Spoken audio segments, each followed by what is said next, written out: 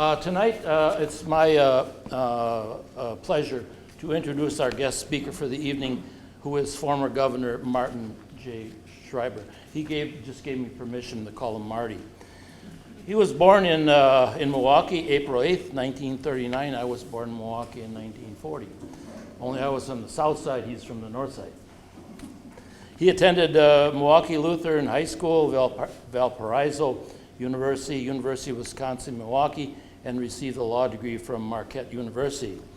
Being a politician was sort of in his DNA. At age 8, he was out promoting his father's election to aldermanship in the city of Milwaukee. His dad went on to become a Republican state senator. So Marty was then elected state senator as a Democrat for 8 years, then lieutenant governor for 6 years, and governor for 2 years, following the resignation of Pat Lucy, who resigned to become ambassador to Mexico. He lost that election to a red-vested individual from Stevens Point called who? Dreyfus, right. Okay, so after that election, Dreyfus went to Madison, and Marty went to Stevens Point, and so it was a net gain, for the city of Stevens Point, and he was an executive with Century Insurance. You win some, you lose some. He lost a couple of elections. Following that again for governor and also mayor of Milwaukee. In 1988, he started his own public affairs consulting firm called Schreiber GR Group. That's a lobbying firm, if you want to know. Okay, Marty met his and fell in love with his future wife Elaine in a Latin class at Milwaukee Lutheran High School. They later got married in 1961. They have four children, 13 grandchildren, and 5 great-grandchildren. Marty will speak to us tonight on Alzheimer's disease. He has written a book, My Two Elaines, Learning, Coping, and Surviving as an Alzheimer Caregiver. He starts all of his chapters with an anecdote to emphasize the chapter and ends with an excerpt from his wife's notes that she kept. If I could, there is one I would like to read I thought was particularly humorous. My first experience with Alzheimer's was in 1978 when I was campaigning for governor. Afterward, I was shaking some hands when an elderly gentleman came up to me. That was the worst god-awful speech I ever heard, he snarled. His wife followed behind quickly, wearing an embarrassed look. She apologized several times. Governor, you've got to understand, she pleaded. He's old and senile, and all he does is repeat whatever he hears everyone else say. Maybe that's why he wasn't elected that time, right? You can say what you want about this book, and I'm not the first one who has noticed this is a love story. Well, thank you, Tom, and good evening to all of you. Hi, Bernie.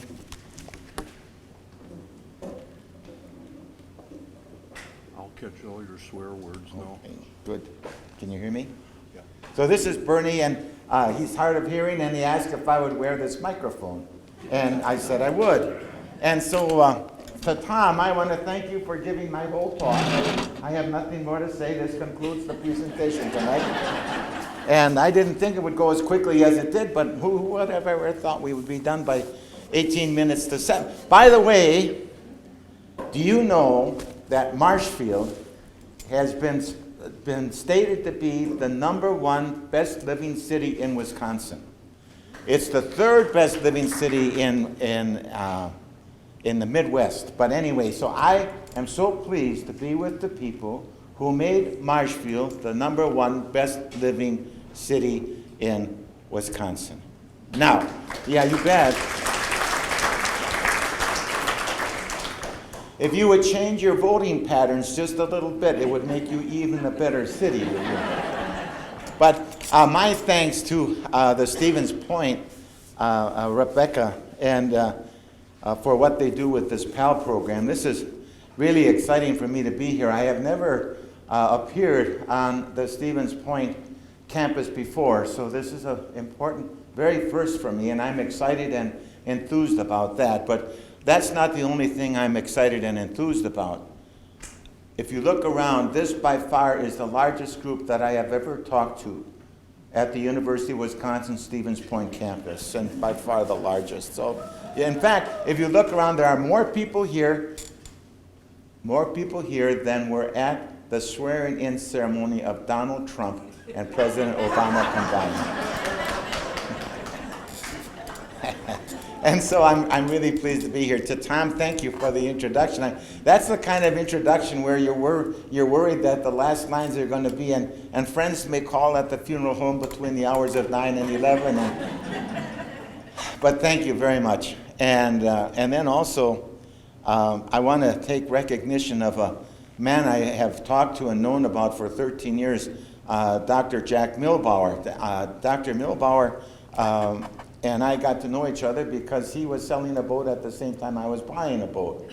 And so we began to establish a relationship with that. And he is my long-distance orthopedic surgeon.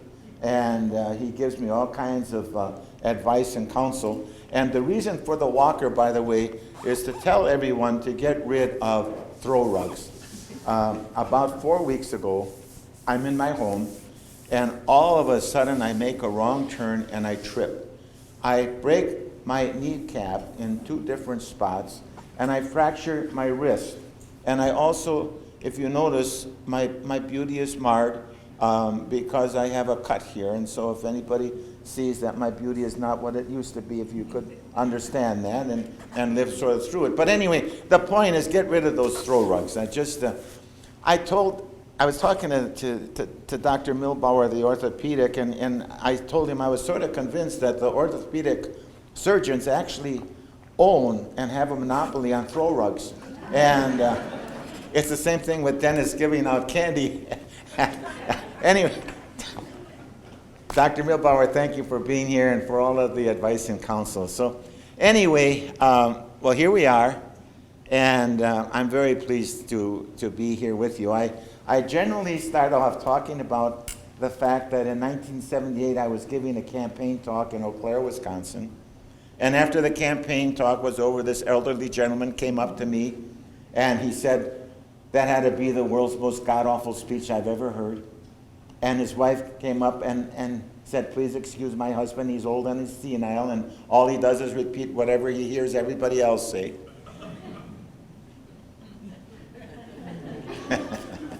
So now I have not. Anyway, so I'm very pleased to be here with you. And I want to just tell you a little bit about the book. First of all, it's in the 3rd edition. And the first edition was, of course, the very first, and then the second had to do with adding conversations from the road, which incorporates some of the most asked questions that I have been receiving as we have been giving our talks. And also we have developed a 3 CD reading of the book. I read the book in my daughters Kathy and Christine are Elaine's voice, and my son Matt is his voice, and his brother's voice. The book retails for $16.95, both of these, and when I make a presentation, we sell them for $15 each, including the sales tax, if you promise not to tell the governor. And also, if you buy 5 books or more, they're $10 each. So if some of you want to buy a book and you want to form a cabal and get together with others so that you can, my goal is to help caregivers learn, cope, and survive. And any profit from the sale of these books goes to support caregiver support groups. I am in this for no other reason then I have experienced this terrible disease and just feel compelled to somehow or another help others who are about to take on this journey. And so that's what brings me here with you this evening, and want you to know that this is really quite a turnout. I didn't expect this. Well, another thing, Rebecca said that this is for people 55 and older, and I don't see anyone who's over 55 here, that's for sure. I want to also introduce Sue Schalk, who is at the book table. She, interestingly enough, maybe to some people, but she is my son's mother-in-law. And at times when I need someone to drive with me, it's roughly a 3-hour plus drive from Milwaukee to here and so forth, so she does that, and she helps me with everything, and it's sort of like she's driving Miss Daisy, is what she does. So my thanks to you, Sue. My Two Elaines, back about 16 years ago, Elaine was getting mixed up, going to and from places that she had been going to and from for the last 10 years. And also what was happening is that she would back the car out of the garage and she would scrape the side of the car. And also what would happen as a great cook, sometimes she would get her recipes messed up so badly, she would know it and she would cry. And that was the second Elaine. The first Elaine, as Tom mentioned, was the girl that I met when I was 14 years of age in high school. And I knew right away she was the girl I wanted to marry. And so we dated and we went steady and we got engaged and we got married and 4 children, 13 grandchildren, now 6 great-grandchildren. And if I would be running for political office, she would be the hardest working campaigner. If I would lose, she would never let me feel defeated. So that was the first Elaine. And so as this journey began approximately 16 years ago, there were things that I began to understand about this disease. One of them is that I didn't learn soon enough things I should have known. One of the things was that I learned too late things I should have known. But the conclusion, the most powerful understanding that I finally understood, and that is if Alzheimer's is bad, ignorance of the disease is worse. And when I say ignorance of the disease, I don't necessarily mean what the neurologists are going through to try and find an answer, and the researchers.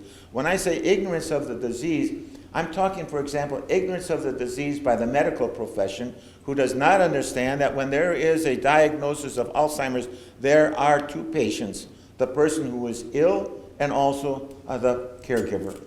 And a caregiver for an Alzheimer's patient, they say, has a 35% chance of dying before their loved one. An Alzheimer's caregiver has a better chance of becoming sicker quicker, having their savings eaten up, and having difficulty at work because it impacts on their productivity, because they have so many different things to worry about and are concerned. And so, well, the story that they told this fellow, he was driving his car one day, and as he's driving his car, what happens is he comes across a body in the road. So he gets out of the car and he looked very seriously injured. So he gets on 911. He calls, hey, send help right away. He says, what's going to happen? He says, this man is seriously injured, send help right away. And the dispatcher says, yes, sir, thank you for calling. Where are you? Well, I'm over here on Pistachio Street, but send help because this man is... The dispatcher says, sir, thank you. How do you spell pistachio? He says, spell pistachio. He says, we need help right away. The dispatcher says, sir, I need to spell pistachio because we have to make sure that we get the medical people to the right place. How do you spell pistachio? The man says, never mind. He said, I'll call you back in 5 minutes. The dispatcher says, call back in 5 minutes. Why call back in 5 minutes? The man says, I'm going to drag the body over to Elm. I say that because not everyone knows how to spell pistachio, okay? Not everyone knows about this disease as we could or should. I said if Alzheimer's is bad, ignorance of the disease is worse. Ignorance of the disease, for example, by the medical profession. But even ignorance of the disease by caregivers. Elaine asked me once early, she said, how are my parents? Well, I said, Elaine, your parents are both dead. Well, the shock on her face when she realized that maybe she didn't say goodbye, maybe she didn't even attend the funeral, the hurt. I promised myself I'm never going to put her through that again. So now she asked me, how are my parents? I said, Elaine, I said, your parents are doing very well. I said, your mom likes working at church, your dad likes his sports, and they're doing well. Elaine said, that makes me feel so happy. That makes me feel so good. That's therapeutic fibbing. Therapeutic fibbing. If I would have thought about that 58 years ago when I first got married, or when I was running for office back in 1978. But the fact of the matter is, we need to have more people understand about this disease. Sometimes friends don't understand this disease. Sometimes they think it's a mental illness when it's actually a physical illness. Sometimes employers don't understand about this disease. Sometimes churches and synagogues with their congregations or the leaders don't understand about this disease. And so what we are trying to do then is, now with the last, Elaine is going on year number 5 in assisted living memory care. So that means that for approximately 11 years we were together, and I was trying to do my best to try and help her in every way I can. And once I concluded that the best place for her safety and for her well-being is in assisted living, I then began to think more about what might happen if I would have known more things better about this disease. And what I concluded is that I cheated myself and I cheated my wife out of moments of joy because I didn't know enough. For example, when Elaine was diagnosed, the doctor said, well, there's 4 things that should be happening. One is Numenda and Aricept. Now, they are medications that will delay the symptoms but will not delay the progress. And it's important that you understand that. Also, there is no known medicine that can have anything to do with stopping this disease.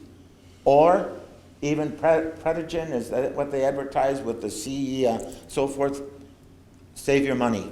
But anyway, so the doctor says Numenda and Aricept. Then he says socialization, that would be important. And then he said that walking is the best exercise for the brain, and also a glass of red wine every evening.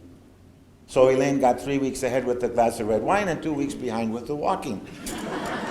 But when we would go for a walk, I was going to go for a walk, and I'm healthy and so forth, and so I want to get this walk in a half an hour. So we're walking along. Elaine says, look at that beautiful flower. Come on, Elaine, we have to get, I wanted to get that half an hour. Look at the bird.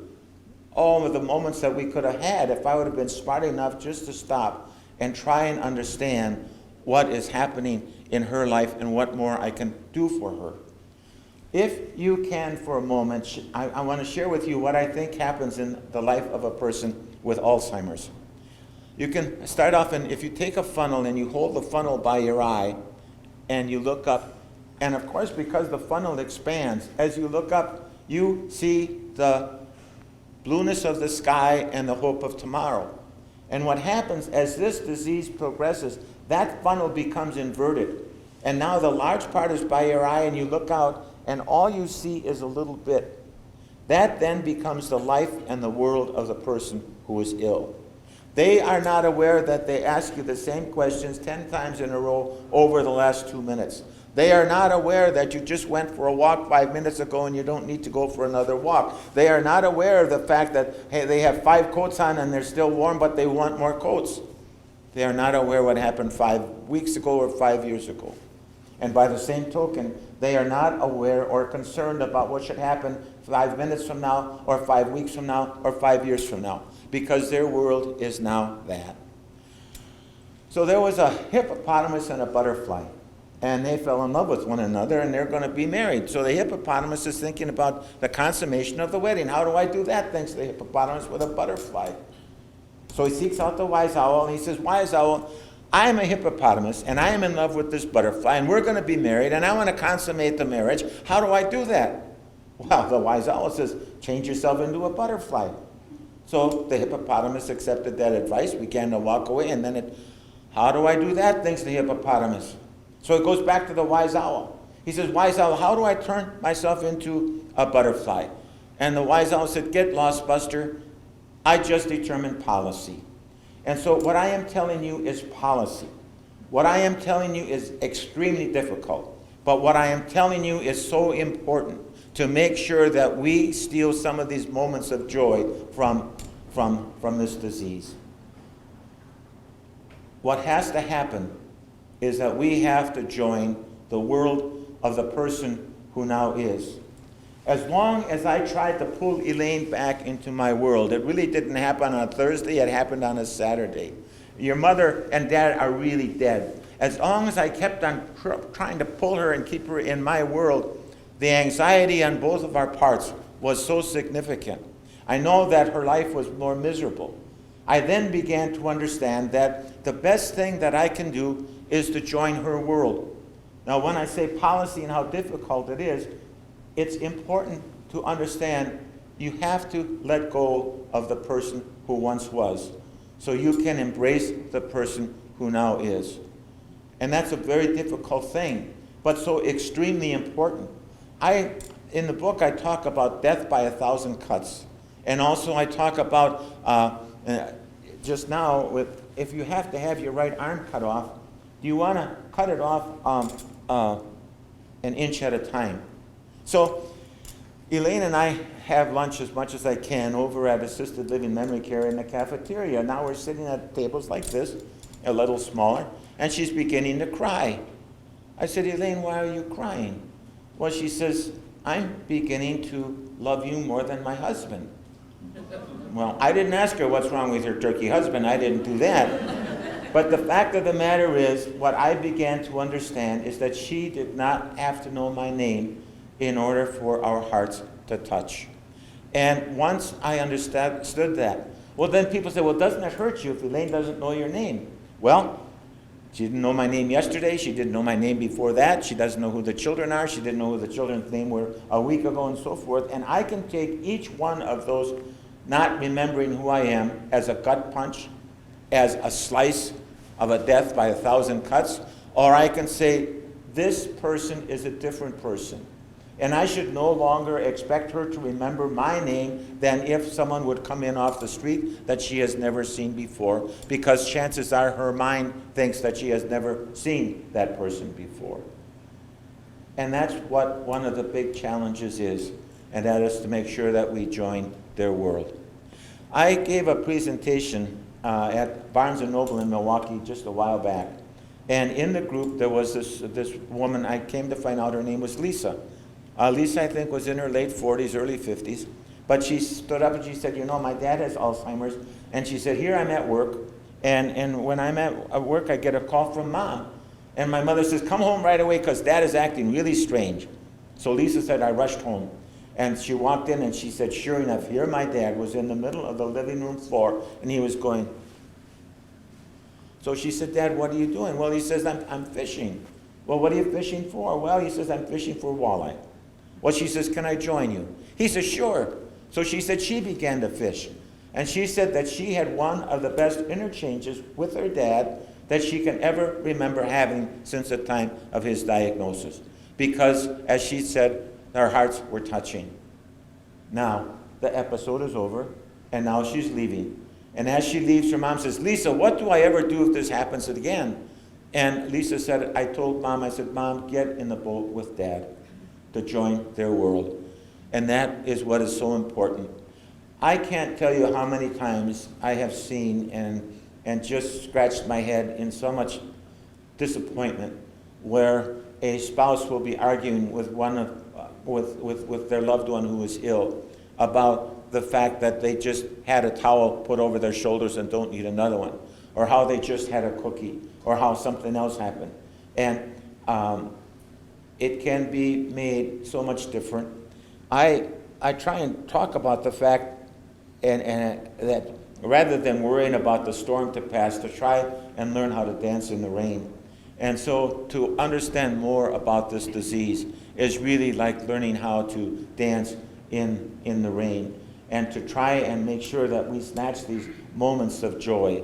And you sort of have to be like a private detective as a caregiver, because as this disease progresses, we know that this disease takes away the life and the mind of a person, maybe a little bit every day, a little bit every week. And because that happens, it becomes a very, very difficult job for caregivers, because we work so hard to try and give our loved one everything we can, and we think we finally have it mastered. And you wake up and the next day is a new normal. And then you work to try and master that, and you do that, and then something goes wrong again. And then you get to the point of what is happening, what am I doing wrong? So you begin to focus on it more. You begin to maybe think, I've got to spend more time. And then maybe you don't go to the gym. Maybe you don't go out with friends as much. And if you remember, I talked about how this funnel becomes inverted. Well, the same thing happens in the life of a caregiver. You start off and you look up, and in the beginning, the sun is shining and the sky is blue. But what happens as a caregiver, as you see your loved one gradually disappear, what happens is your funnel now becomes inverted, and your focus is all on your loved one, to the exclusion of taking care of yourself. And so I want you to know that a caregiver is a hero, and a caregiver is a lifeline. And if a caregiver does not understand that they are a lifeline, they're making a terrible mistake for themselves and also for their loved one, as well as their children, as well as their grandchildren. A caregiver has to take care of themselves. They cannot do it alone. And don't think for a moment that you can or should. I can tell you that all of the armies marching, and all of the navies sailing, and all of the beer that's brewed, and all the liquor that's distilled is not going to stop this disease. It's there. If we go back 16 years ago when Elaine was first diagnosed, well, they were funding 1 out of every 10 research dollars. Now they're funding 1 out of every 3. So that's about tripled. But the fact of the matter is, as far as offering any more hope at the moment, well, they say some progress has been made, but we're not getting too much closer. And so what can we as caregivers do? We can lose faith, we can give up, or we can try and understand this disease so we can snatch as many moments of joy for our loved one as we can.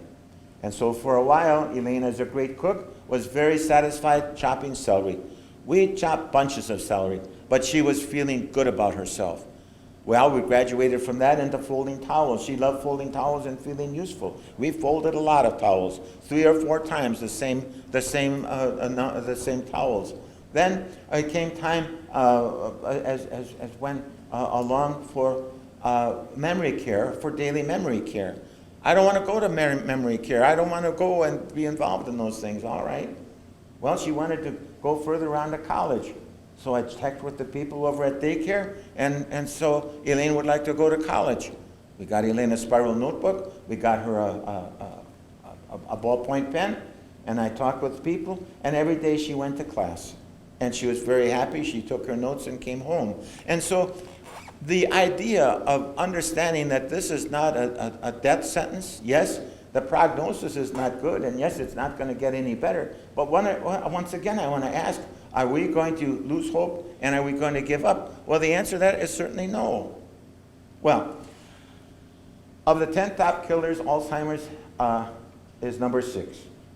And of the 10 top killers, it's the only one that cannot be cured, delayed, or prevented.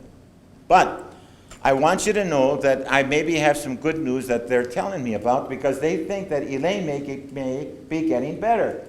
And I'll tell you why they think she may be getting better. You know, I mentioned as we would eat lunch together in the cafeteria, well, she and I are eating lunch, and here's the doctor and a nurse sitting here right nearby, really pretty close. And Elaine now starts telling me how intelligent and how good looking I am. What?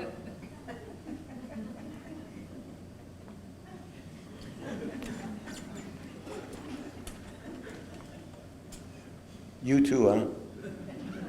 What is your social security number? Well, anyway, so Elaine's telling me how intelligent and good looking I am, so the doctor and the nurse heard this, and they said, Elaine's got to be getting better. So they wrote an article for the New England Medical Journal. Elaine Schreiber's getting better because she knows her husband is intelligent and good looking. They are not dummies over at the New England Medical Journal, because they wrote back and said, look, you have to show there's 3 things that show she's getting better. You only showed 2, so you don't know what you're talking about. Well, a little bit of time went by, and now by happenstance, we're sitting at the same table, and by happenstance, it's the same doctor and the same nurse sitting over here. Now she gets on one of these tangents. When did we meet? How did we meet? When did we meet? How did we meet? Elaine, we met when we were 14 years of age. I fell in love with you right away. I knew that you were the woman for me. And I said, also, if any boy got within 50 feet of you, I popped him on the head. She looked at me and she said, you're a bullshitter. Well, now they've got the 3 things, okay? And so if you read the New England Medical Journal, going back to, maybe coming out in January or February, you're going to see how Elaine is getting better.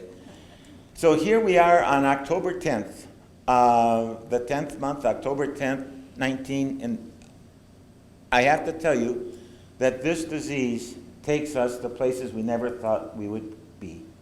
Did I ever think that I would be here with you this evening? Never in my wildest dreams. Absolutely not. And so, a little bit of history. I was elected to the state senate back in 1962, and I was on the Senate Education Committee, and one of my responsibilities was to go to Washington, D.C. for a meeting.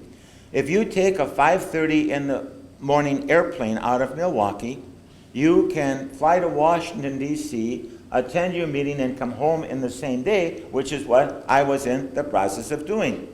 So now it's 5 o'clock in the morning, and we're boarding the airplane. In front of me is this very important, distinguished-looking gentleman, Brooks Brothers shirt, Brooks Brothers tie, Brooks Brothers, he was really an important guy because he really looked important. Well, as he's getting on the airplane, he goes to the flight attendant. Remember, they call them stewardesses then? But he goes to the flight attendant and says, does this plane stop in Detroit? Oh, yes, sir. We stop in Detroit. People get off the airplane, and people get on the airplane. We go on to Washington, D.C. He said, I have to get off in Detroit. She said, fine. No, he says, I have to get off in Detroit. She says, yes, sir. He says, look, he said, I'm inclined to fall asleep, and I have to get off of it because I have an important meeting. I need to. She says, yes, sir. He says, do you promise you will get me off of this airplane in Detroit? She says, yes, sir, I promise. He says, are you sure? She says, I promise I will get you off of this airplane in Detroit. Well, now we land in Washington, D.C. And here this distinguished gentleman is in the process of getting off of the airplane. As he's getting off of the airplane, he walks up to the flight attendant, he berates her, and he takes a swing at her. Well, I had seen all of this from Milwaukee, so I walked up to the flight attendant. I said, my gosh, I said, that man is angry. And she says, he's angry. You should have seen the fellow I put off in Detroit. So the point is that this disease takes us to places we never thought we would go or be. Caregivers have to understand that their life is going to change in many ways. If Elaine and I hypothetically had friends and our children grew up together and we did camping and canoeing together, and that was one of the things that brought our friendship together, and our friends, our children's friends as well. And now what happens is my interest is no longer camping and canoeing. Now my focus should be on Alzheimer's and what can be done to help make the life of my loved one better and also my own life better. But the fact of the matter is, because sometimes people don't understand this disease, maybe I didn't do a good enough job of keeping them up to date. Maybe they are worried or concerned, uncomfortable about it. And so sometimes we think friends are deserting us. And so that's a painful kind of experience, particularly when you think things are not going well in the first place.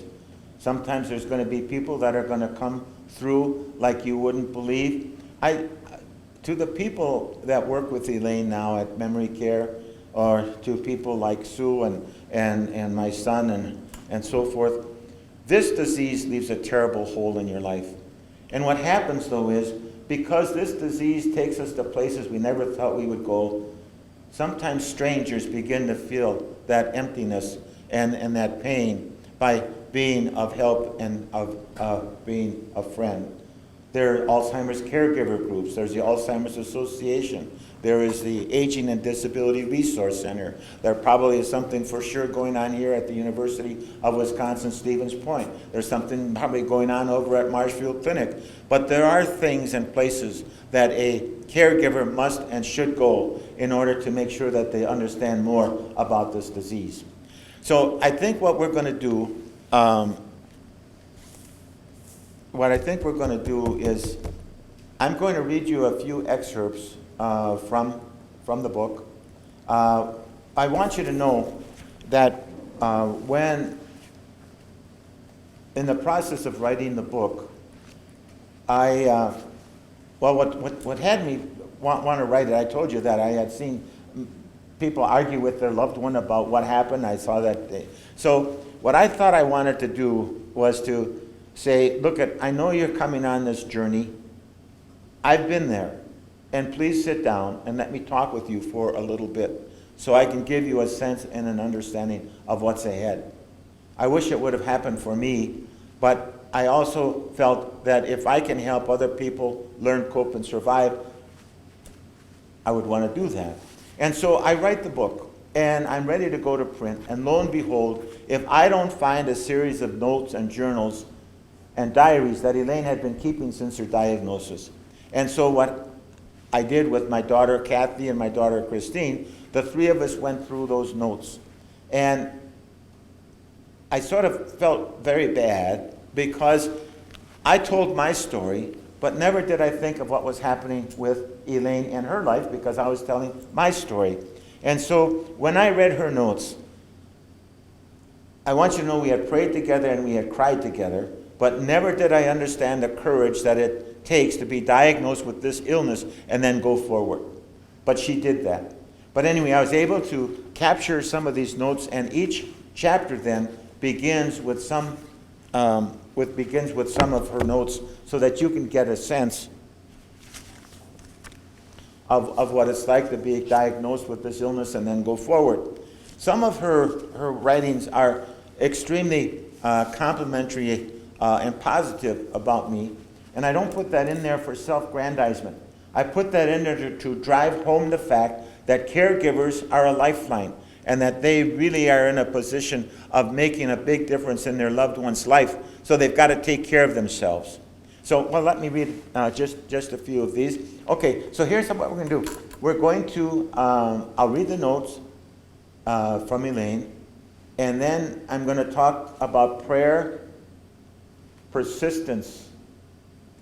And then after I talk about prayer and persistence, then we'll open it up for questions and answers. And here's how this question and answer session will work. If you ask a question, I will repeat the question so everyone can hear it. If you ask me a question that I do not know the answer to, I will rephrase your question. And there will be no question you can ask me that I won't be able to respond to, okay? But anyway, so when Elaine was this goes back to the year 2009, March 11th. She and she wrote a letter to her dear loved ones. And she writes, "It wasn't until a few weeks ago that I really had to say, yes, I do have Alzheimer's. I read of signs that indicate Alzheimer's, like getting overly upset for no reason and having trouble with names and directions. But I still didn't think it was a problem for me. But in hindsight, for too long, I've been getting lost driving, having trouble keeping days straight, and difficulties with names and schedules. I still felt I could handle it. It won't get worse. But this morning, I started reading about the mid-stage of Alzheimer's in hopes of preparing myself better and realized I'm not very far away. That is most scary, but I have to accept it." So this note, I don't have an exact date on it, but from 2013, she writes very simply to me. She said, "I would be so lost without you, so please continue to take good care of yourself, for me as well as for you." So here she writes, "I'm so lucky he is a good cook and seems to enjoy making healthy and delicious meals. It's a good thing, as my Alzheimer's isn't getting any better. So cooking and baking with steps that need to be taken are no longer easy for me. I hate to think I am getting worse, but I must be."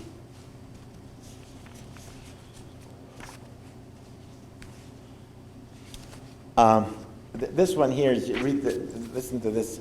She writes, Marty is still a very good husband, and I can't blame him for being a little short sometimes.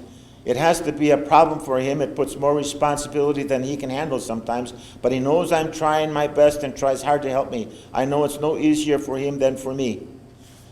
So anyway, that's one mood. Listen to this now. I'm not enjoying my role anymore as Marty's wife. Because of his having concerns about my Alzheimer's, he doesn't let me be me. He doesn't let me go for a walk if I want to, or to the store alone. I used to appreciate him, what I thought was concern, but he holds me captive much too much. I'm going to try to have a second opinion because I really don't think I have any problem. I know how to drive or walk any place I want to, but he doesn't believe me, and I hate the control he has placed on me. I don't even think I have Alzheimer's per se. And so our loved ones on this journey, they go in and out of an understanding of do they or don't they. And my whole philosophy on that is simply I join Elaine where she's at. If she does not think she has Alzheimer's at that moment, now we're beyond that stage by far. Whatever she wants to be, that's what I want to help her be. This is a little tougher. She says, I wish my Alzheimer's would dissipate. I'd like to be the smart wife and mother I used to be. Now I have to waste so much time just trying to figure out what I should be doing without seeming as smart as I used to be. I need to rely on Marty for everything, and I'm very lucky he continues to keep me. Life gets more difficult every day. So let me close with my favorite one, and then we'll talk about prayer, persistence, and patience. That's what it was. I was looking. Prayer, persistence. We'll talk about that after. I'll read this last one. This is July 3rd of 2012. She writes, life is good, and I plan to have it continue that way until my children tell me it's time for a nursing home or something like that. This is realistic with what my Alzheimer's book says about my future. But till then, I will try my best to be normal, whatever that means, and keep my happy side of life always continuing. I'm lucky to have such a good family and many friends to help me get through all this. And so another great day to thank the Lord and smile, smile, smile. Elaine still smiles, and Elaine still smiles, and we have a pretty good time together. She's, as I said, in her now going on her 5th year. There in the book I talk about the mini test, and it's who's president of the United States, what day is it, how old are you, what's your name, and so forth. And I described the fact that if you're 30 or above, with the understanding of these questions, you're all right. If you're 30 or below, the closer you are to 30, the earlier onset you have, the further below you are farther away from understanding the real world. And so when Elaine was first diagnosed early onset, she was at 28. And so that goes back, as I said, approximately 15, 16 years ago. And it does not go down linearly, 28, 27, 26, 25. It could stay at 28 for a while, and then it may drop down to a 24 and stay there for a bit, and then maybe graduate. But anyway, so when Elaine was tested just a month or so ago, she said 8. So you can see that her world is getting very, very small. It's not the disease that kills you. It's the disease shutting down functions of the brain that shut down functions of the body. And so she no longer can pivot, so she's confined to a wheelchair. She has trouble with coordination hand to mouth. And so that, as I said, her world is very small. But can we still communicate by holding hands? Can we still have a smile with one another? Absolutely. And no one should think that it doesn't pay to go see someone if they don't know who they are. I want to stress strongly that it's not necessary for them to know your name in order for your hearts to touch. And to get a smile and to have that kind of impact is something quite rewarding. But anyway, prayer, persistence, and patience. I'm told this lady had this parrot, and all this parrot would say all the time was, Polly wants a party, Polly wants a party. Well, She's anticipating a lot of important people coming over, and all her parent knows is Polly wants to party, so she thinks she's going to be embarrassed, particularly because that's all the parent knows, so she doesn't know what to do, so she goes to see her priest. She says, Father, she says, you have to help me. I have this parrot, Polly wants to party. My friends are coming over. They're going to think less of me because that's all my parrot knows. What should I do? The priest said, this is a miracle. He says, I myself have 2 parrots, Peter parrot and Paul parrot. He said, I had them for 7 years. He says, all they do is pray. They pray from morning till night, every hour of the day, every day of the week, every week of the month, every month of the year. For 7 years they've been praying. What we should do is we should take your parrot and put it in with my parrots, and my parrots will be a good influence on your parrot. So they agreed. The lady went home to get her parrot, and they bring the lady's parrot over into the priest's home. They open up the cage and they put the lady's parrot. Sure enough, Polly wants to party. Polly wants to party. Peter parrot looked at Paul parrot and said, our prayers have finally been answered.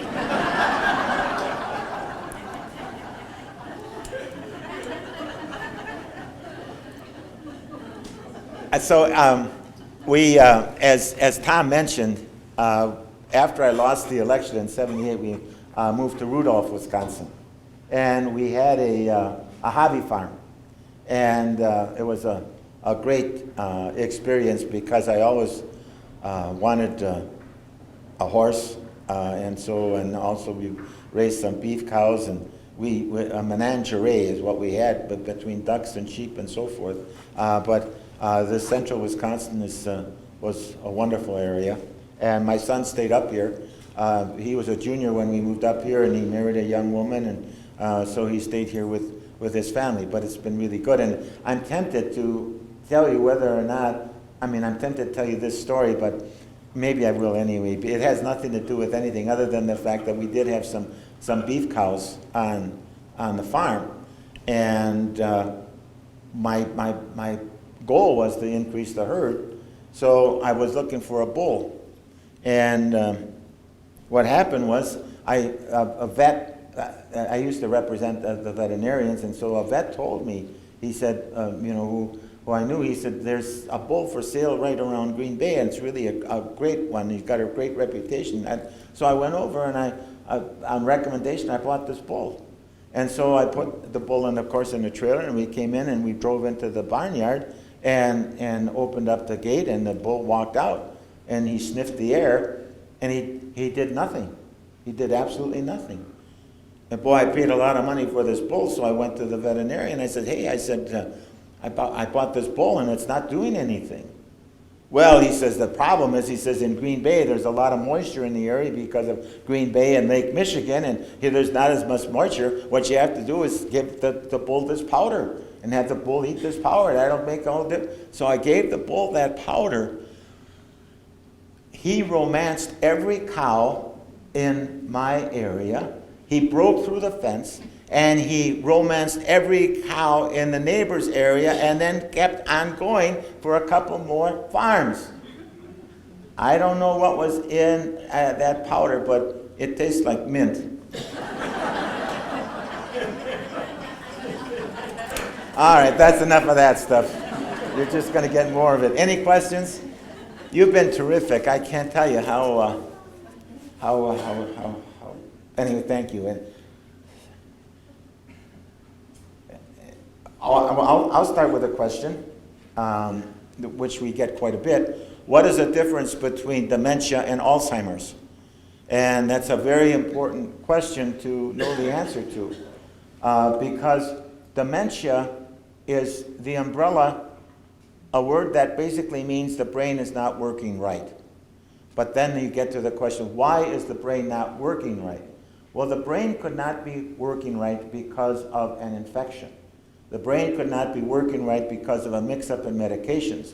It could not be working right because of Lewy bodies. It could not be working right because of Parkinson's. It could not be working right because of Alzheimer's. Could not be working right because of depression. It could not be working right because there may be an operable brain tumor that can help take the problem away. So it is very important to know that if a brain is not working right, you have to find out why. And to the best of your experience to do that, you can certainly be able to not go down this miserable path of thinking you have something that you really don't. So that's one of the questions that we get. Yes? What type of dialogue did you and Elaine have about the disease itself? What kind of dialogue did we have about the disease itself? We tried to talk about it when she was within the awareness realm, as candidly as we could, about what she would like me to do to help her. She asked me, what could I do to help you, and so forth. But we tried to have a pretty open conversation. But as I said, if at times when she was in denial, I wouldn't say, you've got Alzheimer's. Under no circumstances would I ever have done that. I always tried to reach her where she was at.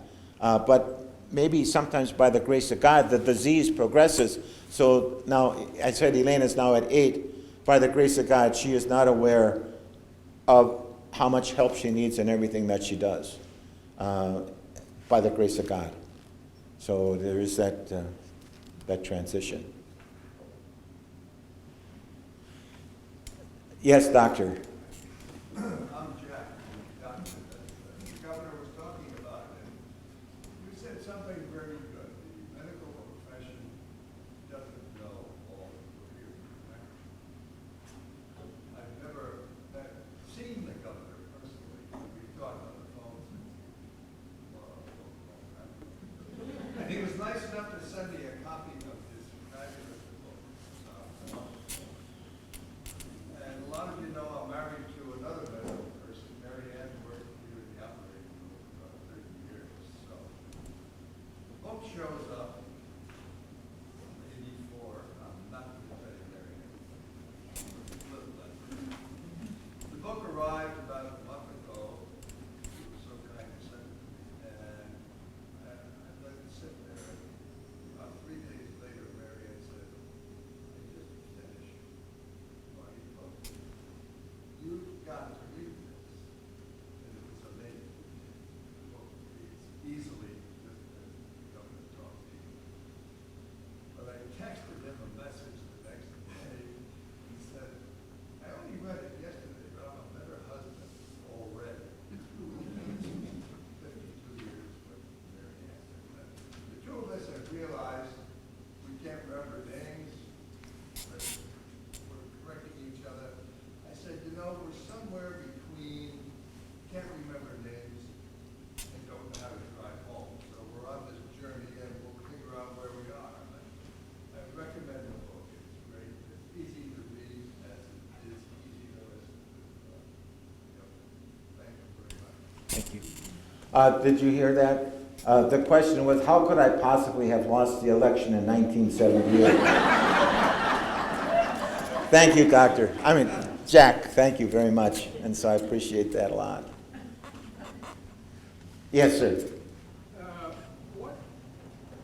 What is the difference between the memory care facility and any other kind of assisted living place? What is the difference between a memory facility and a different kind of facility? Elaine is in what you call assisted living memory care. And there is assisted living which is provided for people who are aware of almost everything that goes on in their life, and they can basically take care of themselves other than for a few minor things. Assisted living memory care, the staff is aware that Elaine, for example, may not know it's time to eat, may not know it's time to use the washroom, may not know. And so it's a more intense kind of attention to people's actions and feelings than in assisted living, and significantly more. Now, then there's also rehab places. When when Dr. Jack Milbar operates on your knee, you go in for rehab and you get that taken care of. And then there's also more serious kinds of nursing home care for those that are more physically ill. So I hope that answers the question. You should know, by the way, that assisted living memory care facilities and also senior facilities it's an explosive business. Whether it's as I have traveled around, whether I'm in Louisville or in Cincinnati or down in Florida or over in wherever, there are just hundreds of these apartments and so forth going up. So they're getting ready for us older people. Again, sir? What about the Dutch experiment with creating a village where they can just be themselves? Yeah. All right, the question, what about creating a village? If some of you have read about it, this is my own opinion, okay? Elaine is not aware of whether it would be a French village, a Polish village, a German village, whether it would be a baker shop or whether it would be a nursery. In my judgment, it's more frosting on the cake than it is anything else. If we have a person who is in early onset, why not have that person go shopping in a real store rather than another kind of store, in my opinion. And so I would not get involved in that. Yet, as I look back on Elaine's situation, I don't think we missed a thing by not having that available. So, there's a question here? Yes, sir. How do your children handle it? That's a good question. How do my children handle it? I go to counseling. Oh, I want to mention another thing. In the back of the book is an 800 number. And you don't have to buy the book in order to get the 800 number. Oh, I got to tell you, too, that people can't sometimes put this book down. I have to tell you about that. But anyway, the 800 number is 1-800, and it's a 24/7 hotline for the Alzheimer's Association. And I'll find it here in a second. I'll find it in a second. Or maybe someone can find it way in the back of the book. It's under something or another. But anyway, I go to counseling, and I'm visiting with a counselor, and I'm saying, you know, so-and-so is doing this, and so-and-so is doing that, and why is this? The point of the matter is, in talking with my counselor, what I had to learn to understand, and that is I have no right to dictate to anyone how they handle this disease. So I have 4 children. You know, I said I didn't include Elaine's words in here, and I felt badly about it, but also in the course of writing the first edition, I didn't ask my children. In the second and third edition, there is an epilogue on Conversations from the Road, at which point then I talk about an answer to your question. I have 4 children. My one son wants to remember Mom how she once was, and is not inclined to want to come and visit, although he will help me anytime I would ask him. I have 2 daughters, one on the East Coast, one on the West Coast. They come whenever they can, and I have a son in Milwaukee who many times visits his mom maybe 3, 4, 5 times a week. And so what is so important, I think, for a caregiver to understand is that we have to let go of our own standards. And my children were going through the grieving process as I'm going through the grieving process. They're losing their mom, their parent.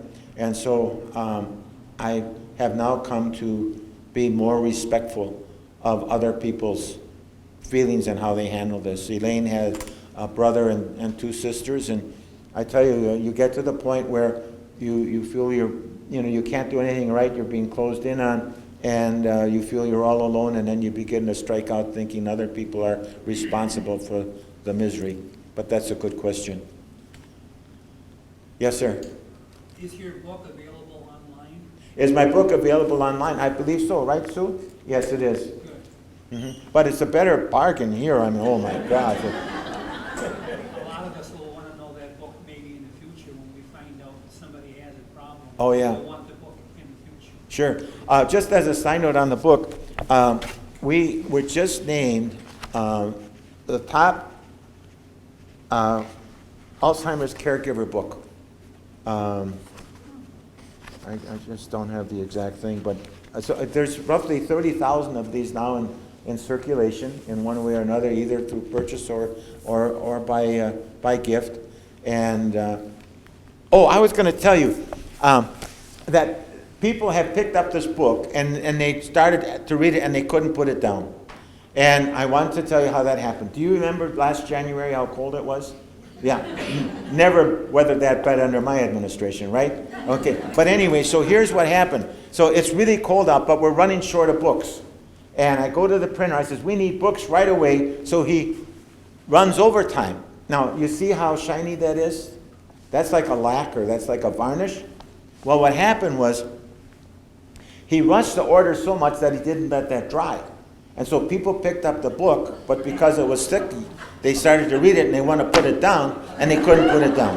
And so because they couldn't put it down, what happened was they wanted to put the book go outside, to put the book through the arm of the, but they couldn't do that because they couldn't fit the book. So now they're walking around like this, and now I'm being blamed for 35 cases of frostbite, just because people picked up the book and they couldn't put it down.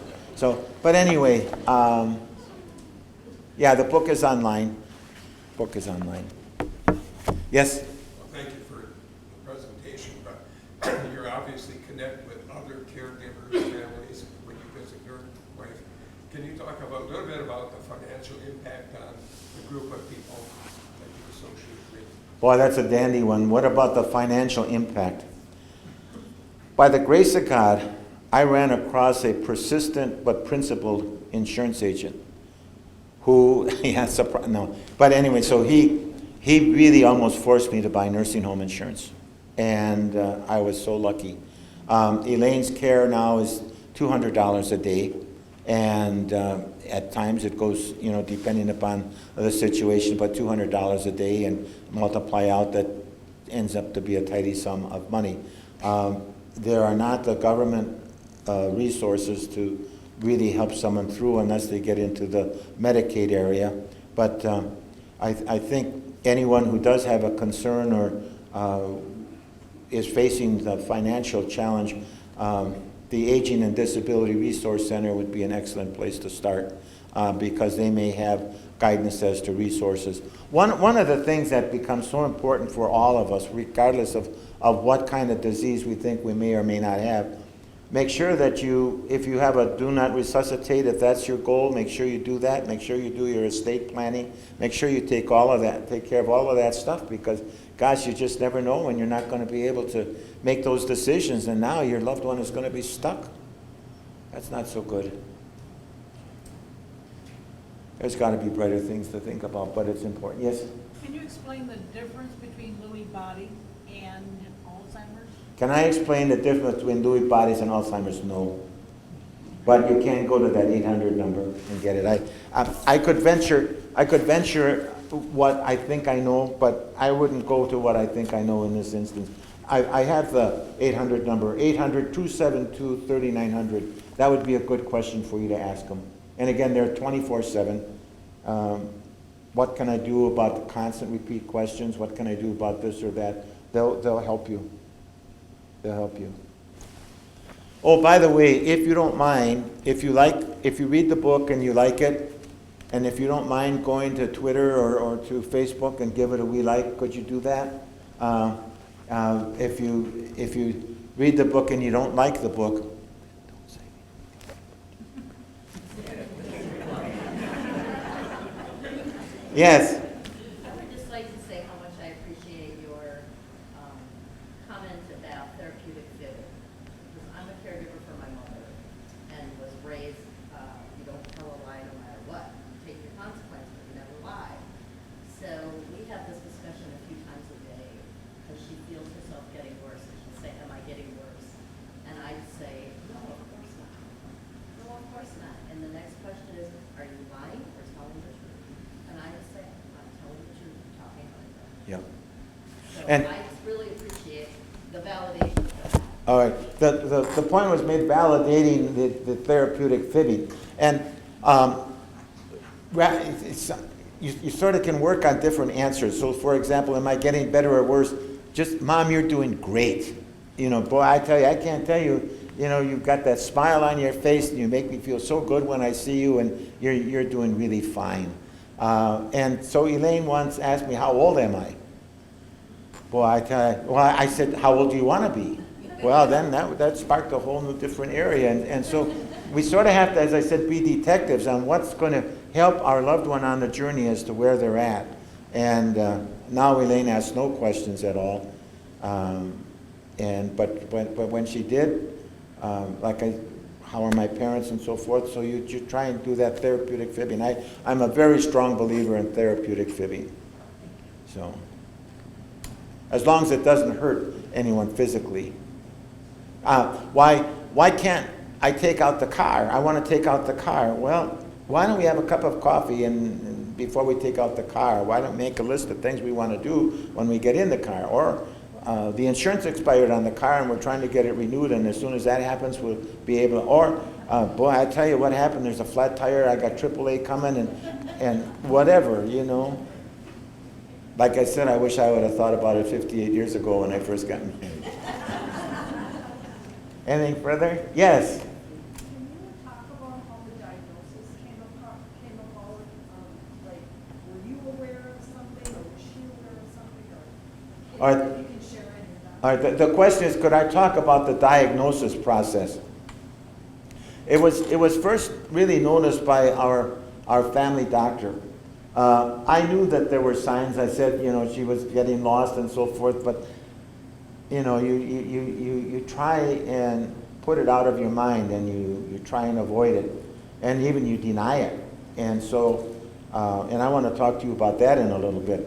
But so finally, the family practice doctor said, you know, it would be really a good idea for you to see Dr. Antuano, who was chief person over there at Freighter Hospital in Milwaukee. And so we went over there, and he did the examination and so forth, and said yes. And as I said, that's when they just told me the 4 things that should happen to her, but not having me understand. And I don't blame them. It's a lot my fault too for not knowing. But there's a lot of denial by people.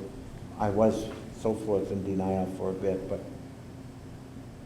you just have to understand that it's there and work around through it. Yes, Tom? You talk in your book about irrational irritability. Can you describe that to the audience, and how did you learn to overcome this? Okay, irrational irritability. Here's what I have concluded. All of us, whether it's dealing with Alzheimer's or dealing with any other issue that we feel we can't control, if we feel we can't control something, I think that we lose some of our self-respect.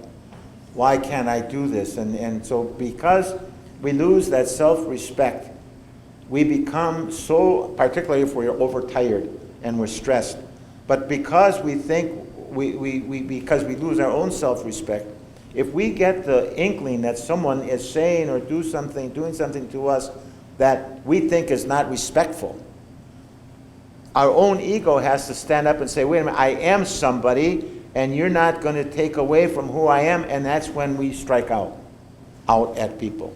And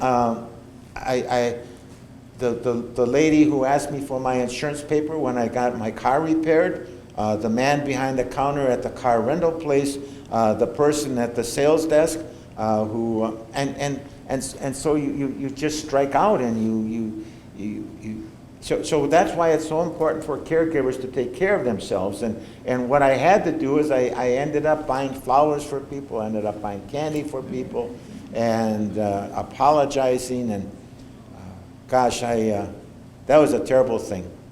And that's another thing that gets me on the road talking about this, so people are aware of what happens psychologically. This disease, because you see your loved one again disappearing, and because you have no control over what happens, no matter how hard you work, it makes you really question who and what you are. And that's when that irrational irritability comes in. Yes? When it came to the point that you felt that your wife needed to be in the care facility, how did you address that? Oh, great question. What about what about placement of your loved one into a care facility? Till death do us part, love, honor, and obey. And there's two things that are coming into play with that, and I'm glad you asked that question. Again, I was going to counseling, and the counselor said, now what's bothering you? And I said, well, I cannot see putting Elaine into a home. And the key word there being putting. And so can't see putting Elaine into a home. And the counselor said, you are not putting Elaine anyplace. You are giving her an opportunity to be who she is now. Can Marty Schreiber's 24/7 nursing home take care of her? Well, the answer to that was no. I would sleep by the door at night for fear she would go out into the street. The constant questions, the irrational irritability, and so her life was not well served. And the counselor said you sort of look at this as if it would be a balance scale, and when the life of the caregiver or the life of the person who is ill become out of balance, you've got to do something. But here's what I found out. If you remember, I said that if I would lose an election, Elaine would never let me feel defeated. And so here I'm working and I'm trying to help Elaine, and this disease was defeating me. And my fight with the disease became more important than thinking about what was best for Elaine.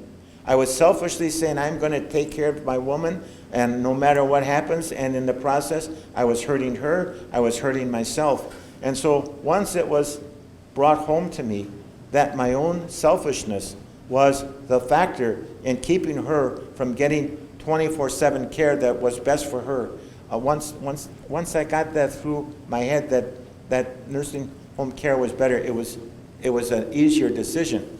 But I want you to know the day that I took Elaine was one of the most tough days of my life. You know, we live in the same home for 30 years, and you walk out the door knowing that that's the last time that's ever going to happen. So it's very tough, but you've got to do it because it's better for Elaine, it's better for me, better for my kids, the grandkids, so on. Thank you for that question. Yes? How did she deal with moving into a new environment? How did she feel about moving into a different environment? She was going off to college, and so she got used to it. And most of the memory care facilities have wonderful people who understand this and have gone through this many times in helping people acclimate themselves. And so we did it over the Labor Day weekend and got some of the familiar pictures and a few pieces of the furniture and so forth. And that leads to another point. So she sort of handled it all right. And most people that I have seen, now she's been there 4 years, so I've seen many people come and go. And most of the people handle it, you know, very well when it comes right down to it. I had another point, but it slipped me. If I get to it, I'm going to mention it to you, but I don't know where it went. No. Well, where's Rebecca? Are you here, Rebecca? Hey, thanks, Rebecca. This was great. Ask me that question again because I want to. What did you say? Because I want to try and retrieve that. I asked, how did Elaine deal with moving to the new environment, or what did you do to help her in the new environment? Yeah. Okay, gee, I wish that's going to haunt me all night long because it was certainly an important point. You said she went off to college. Yeah, went off to college and so forth. Well, anyway, I don't know, but yeah, other people come. Oh, I know what I was going to say. So I've watched other people come and go. Most people handle it very well, you know, and it's the caregiver that's all worried. I sort of compare it to taking your daughter to the first daughter to kindergarten. You know, now the end of the world is here because we're separating ourselves from our daughter who's going into kindergarten, and our daughter is crying, and we're crying, and you know, but you have to do it because it's the most important thing that you could do for the betterment of all. Yes. What kind of features did you look for when choosing a place for her? In other words, what do you feel are some of the important things? All right. If you're looking for a place for your loved one, what kinds of things do you look for? Well, first of all, make sure you go with someone because they're going to help you get balance to it. Certainly you want to inhale. You know, what's the aroma like? You want to visit at dinner time. and see once what the food is like, maybe even share some food. You want to certainly watch the interaction of the resident assistants in how they help the person out, how they talk, and how well they're trained.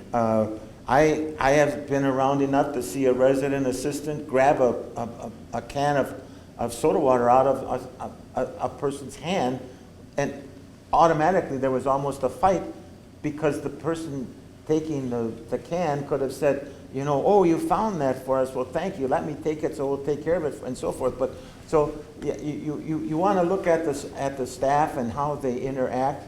How easily do they give hugs would be an example. But then I would also underscore that stone walls do not a prison make. In other words, they're building some really swell places now with chandeliers and balconies and so forth. In my judgment, that doesn't make a quality home as much as someone with loving care. And the management team, what kind of things what kind of vibes do you get from them? And when you go there, what kind of activities? I would ask for, what are the activities for the week? And they generally should be laid out, and time for this and time for that. So that could be a start. But the 800 number, Aging and Disability Resource Center, there's all kinds of pamphlets and so forth on that. So, yes, Tom. I'm going to rescue you. From what? Well, I think you could probably go on forever. Oh, okay, well, I think that if you have any questions afterwards, I think you're going to stay around for a little while. yeah, I'll go over by the table over there, and if anyone wants to drop by, they're welcome. You don't have to buy a book in order to drop by, and so forth. So, all right, well, Tom, let me say thank you to everyone, and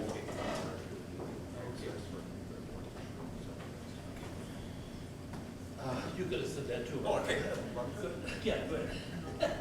Dave is from Marshfield Media Access, which will have this program that you allowed us to take on our site, and eventually it'll be on YouTube within a fairly short period of time, so others can experience the same experience we oh, had. well, thank you very much. So, all right, well, thank you very, very much. Thank you.